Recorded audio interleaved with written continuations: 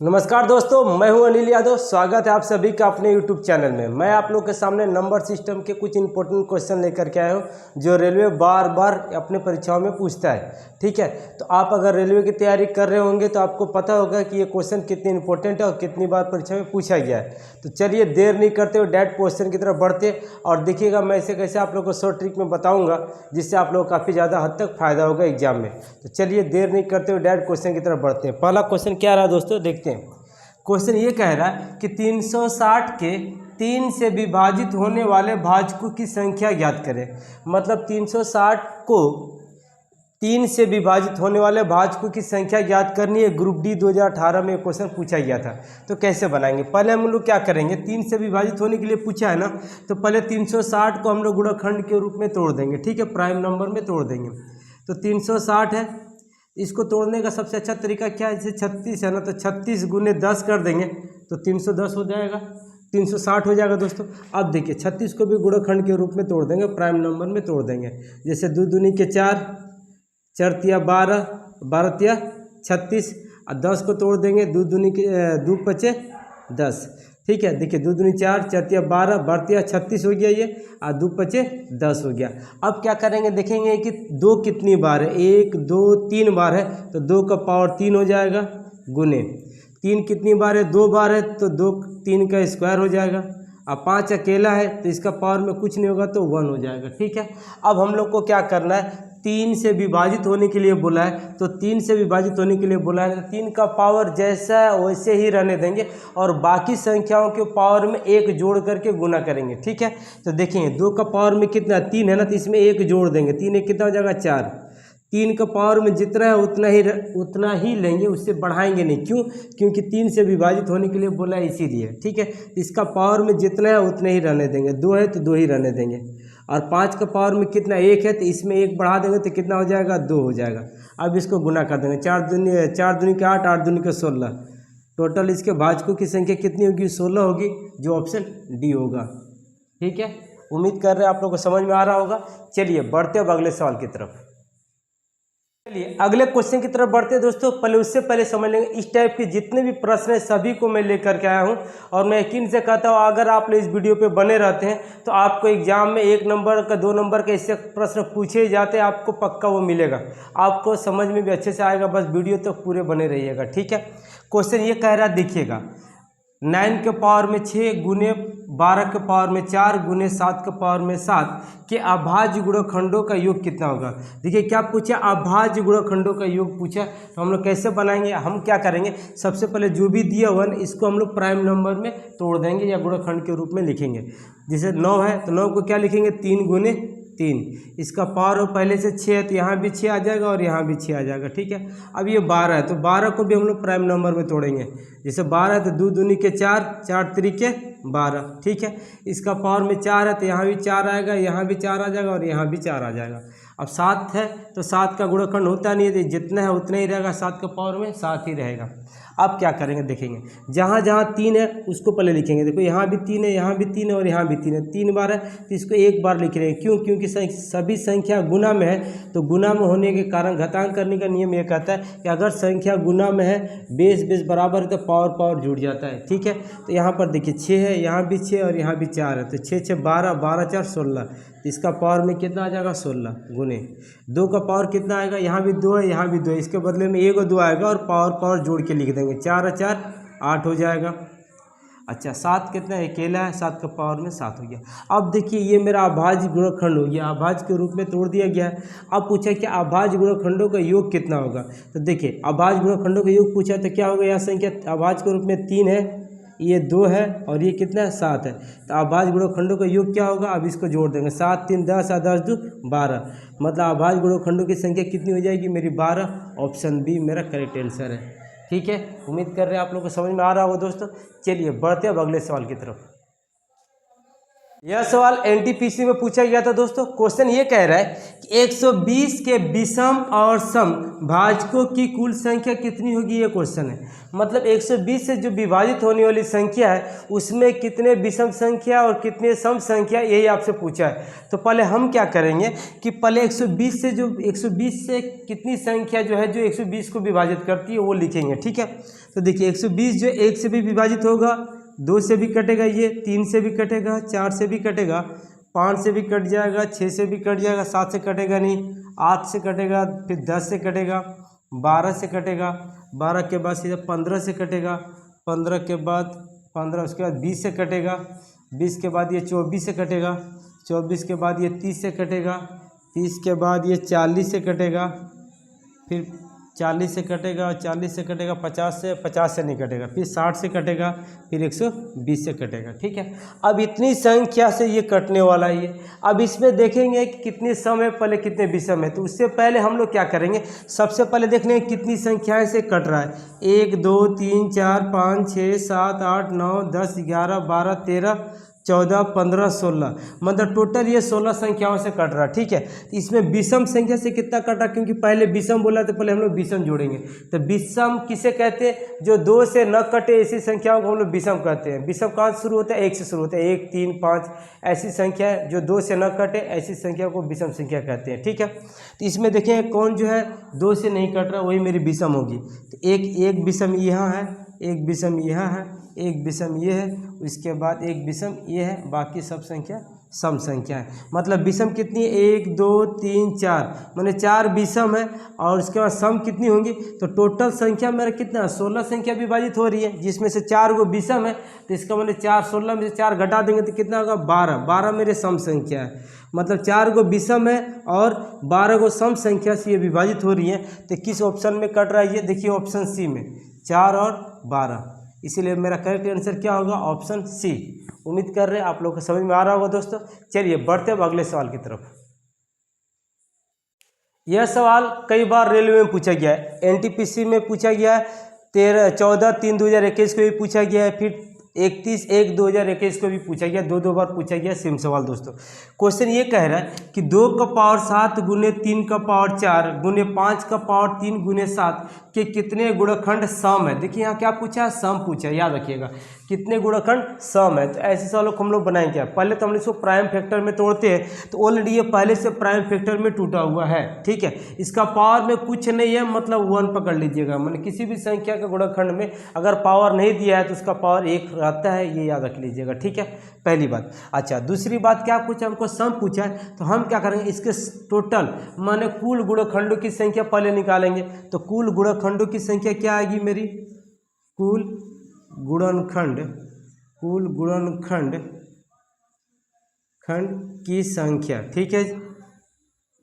विस्तार में समझा रहे हैं जैसे कि आप लोग को दिक्कत नहीं आए दोस्तों। तो देखिएगा अब हमको कुल गुणनखंडों की संख्या कैसे निकालेंगे, क्योंकि पहले से मेरा सब प्राइम फैक्टर में टूटा हुआ है। तो पावर में 1 बढ़ा करके हम लोग गुना करेंगे। यहाँ 7 है तो 1 8 हो जाएगा गुना, यहाँ 4 है तो 1 क्या हो जाएगा, 5 हो जाएगा 1 बढ़ाने से। यहाँ 3 है तो क्या हो जाएगा, 4 हो जाएगा 1 बढ़ाने से। यहाँ 1 है तो 1 बढ़ाएंगे तो कितना हो जाएगा, 2 हो जाएगा। अब इसको हम लोग गुना कर देते हैं, ठीक है। देखिए 5 दूनी के 10, 10 चौके 40, 40 को 8 से गुना करेंगे तो 8 चौके 32, 320 आ गया। मतलब कुल गुणनखंडों की संख्या कितना आ गया, 320। ये मेरा इसमें क्या है, गुणनखंडों की संख्या सम भी है और विषम भी है। ये टोटल इसमें क्या है, ये सम भी है और प्लस विषम भी है। सम और विषम संख्याओं का गुणनफल है ये, लेकिन मेरा पूछा है क्या, सम। अब हम क्या करेंगे, इसमें से विषम गुणनखंडों की संख्या माइनस कर देंगे तो मेरा सम गुणनखंडों की संख्या निकल जाएगी। तो विषम क्या होता है, विषम वो होता है जो 2 से न कटे, वही विषम होता है। तो यहाँ देखिए ये 2 है, ये तो मेरा सम संख्या। तो विषम संख्या कौन वाली है, ये वाली है। तो इसके पावर को हम लोग फिर 1 बढ़ा करके गुना करेंगे। यहाँ 4 है ना, 1 5 कर देंगे गुना, यहाँ पर 3 है तो 4 कर देंगे, यहाँ 1 है तो 2 कर देंगे। ये जो आ रहा मेरा विषम संख्याओं का गुणनफल है। तो 5 चौके 20, 20 दूनी के 40, ये 40। ये क्या आ गया मेरा विषम संख्या का गुणनफल, विषम गुणनफल है, ये गुणनखंड है, ठीक है। अच्छा अब जब देखिए विषम मेरा 40 को है, सम और विषम मिला के कितना 320 है। जब इसे माइनस करेंगे तो मेरा सम गुणनखंडों की संख्या निकल जाएगी। तो कितना आ जाएगा मेरा 280, ऑप्शन बी। क्लियर हो रही है ना? उम्मीद करते हैं आपको ये सवाल क्लियर होगा। अगर क्लियर हो रही है, अगर वीडियो आपको अच्छी लग रही है, समझ में आ रहा है, तो चैनल को सब्सक्राइब कर लें और लाइक भी कर लें। तो चलिए बढ़ते हैं अगले सवाल की तरफ। आज मैं आप लोग सामने जो भी प्रश्न यहाँ ले करके आया हूँ सभी रेलवे की परीक्षा में पूछे गए। एक भी क्वेश्चन को मैंने अपने से नहीं बनाया दोस्तों, ठीक है? नहीं मैंने किसी को ऑप्शन अपने हिसाब से सेटिंग किया है। सभी क्वेश्चन आरपीएफ में पूछे गए या फिर एनटीपीसी में या ग्रुप डी में या फिर आपको आरपीएफ में पूछे गए हैं, ठीक है? तो चलिएगा अगला क्वेश्चन देखिएगा। बोल रहा क्या, 4200 के गुणनखंडों की संख्या कितनी होगी? मतलब 4200 के गुणनखंडों की संख्या ज्ञात कीजिए, ये क्वेश्चन है। और ये आपको आरआरबी एनटीपीसी में पूछा गया था 2021 में। तो कैसे करेंगे? सबसे पहले क्या करेंगे हम लोग कि ये 4200 को हम लोग प्राइम फैक्टर में तोड़ देंगे, गुणनखंड के रूप में तोड़ देंगे, अभाज्य के रूप गुणनखंड के रूप में तोड़ेंगे, ठीक है? अब देखिए 4200 है ना, इसको क्या करेंगे हम लोग प्राइम फैक्टर के रूप में तोड़ देंगे। कैसे? 21 दूनी के 42 है ना, तो मतलब 21 दूनी के 42 मतलब 200 गुने 21, 21 दूनी के 42, 42 हो जाएगा। अब हम आराम से इसका गुणनखंड कर सकते हैं। अगर 200 है तो क्या करेंगे, 5 गुने 5 25, 25 दूनी के 50, 50 दूनी के 100, 100 दूनी के 200, ठीक है? और 21 है तो 3 सते 21, इसका हम लोग गुणनखंड के रूप में तोड़ दिए। अब क्या करेंगे, जितने 5 है, 2 5 है तो 5 का स्क्वायर हो जाएगा, ठीक है? इसके बाद 2 कितनी बार है, 3 बार है तो 2 का क्यूब हो जाएगा। और 3 अकेला है और 7 भी अकेला है, तो इसका पावर में कुछ नहीं है तो 1 है, इसका पावर में कुछ नहीं है तो 1 है। और आपको क्या करना है, जबकि गुणनखंडों की संख्या पूछा है तो पावर में 1 बढ़ा करके आपको लिखना है। यहाँ 2 है तो कितना हो जाएगा, 3 हो जाएगा गुने, यहाँ 3 है तो कितना हो जाएगा, 4 है, 4 हो जाएगा। यहाँ 1 है तो 2 हो जाएगा और यहाँ भी 1 है तो 2 हो जाएगा। और इसको गुना करके लिख देंगे तो मेरा गुणनखंडों की संख्या निकल जाएगी। अब देखिए 3 चौके 12, 12 दूनी 24, 24 दूनी के 48, 48 मेरा आंसर आएगा, जो कि ऑप्शन ए होगा। क्लियर? ठीक है दोस्तों, अगर वीडियो अच्छी लग रही है तो चैनल को सब्सक्राइब करते चलिएगा और लाइक भी करते चलिएगा। चलिए अगला क्वेश्चन क्या है, बहुत ही मजेदार क्वेश्चन है दोस्तों। क्वेश्चन ये है कि 2 का पावर 9 गुने 3 का पावर 5 गुने 5 का पावर 4 गुने 7 का पावर 6 के कितने गुणक विषम संख्या है। देखिए विषम संख्या पूछा दोस्तों, मतलब हमको ओनली पर क्या लेना है, विषम लेना है, सम नहीं लेना है। तो इस कंडीशन पे हम लोग सम कहाँ देख रहे हैं, देखिए यहाँ 2 जो है ये मेरा सम है, तो विषम कौन सा है, ये वाला सम मेरा विषम है। क्लियर है? और इसके क्या पूछा, विषम गुणक की संख्या पूछा है। तो अब इसका पावर जितना है ना उसमें 1 बढ़ा करके लिखेंगे, ठीक है? सिर्फ इसको नहीं लिखेंगे, क्यों, ये क्योंकि ये सम है और मेरा क्या पूछा है, विषम पूछा है, तो इसको छोड़ के लिखेंगे, ठीक है? इसका पावर कितना, 5 है तो 1 बढ़ा के लिखेंगे, 6 हो जाएगा गुना में। यहाँ 4 है तो 1 बढ़ा देंगे तो कितना हो जाएगा, 5 हो जाएगा, गुना कर दीजिएगा। यहाँ 6 है तो 1 बढ़ा दिए, कितना हो जाएगा, 7 हो जाएगा। अब सबको गुना कर देंगे, 6 25 30 है और 30 को 7 से गुना करें, 7 21, 210 मेरा करेक्ट आंसर होगा, ऑप्शन सी। ठीक है दोस्तों, उम्मीद कर रहे हैं आपको समझ में आ रहा होगा। चलिए बढ़ते हैं अगले सवाल की तरफ।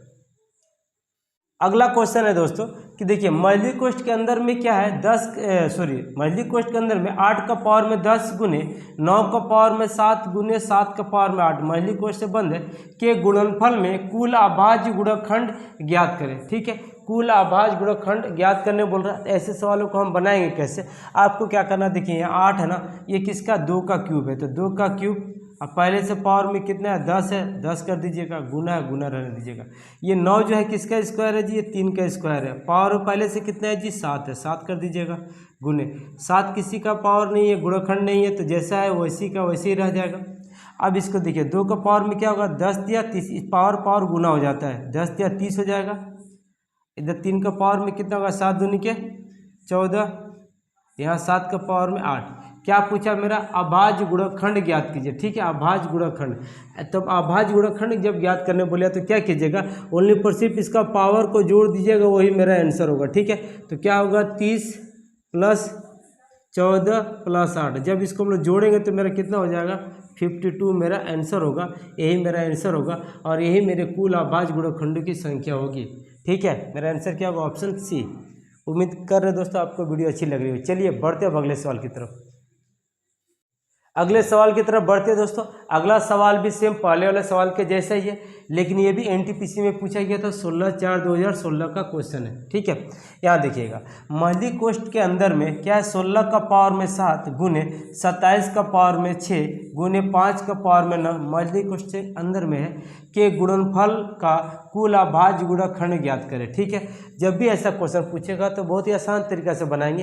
क्या करेंगे, सबसे पहले हम लोग इसको प्राइम फैक्टर में तोड़ देंगे। 16 है, ये 16 किसका है, तो 2 का पावर 4 होता है, और इसका पहले से पावर में कितना है, 7 है, तो 7 ही रहने देंगे।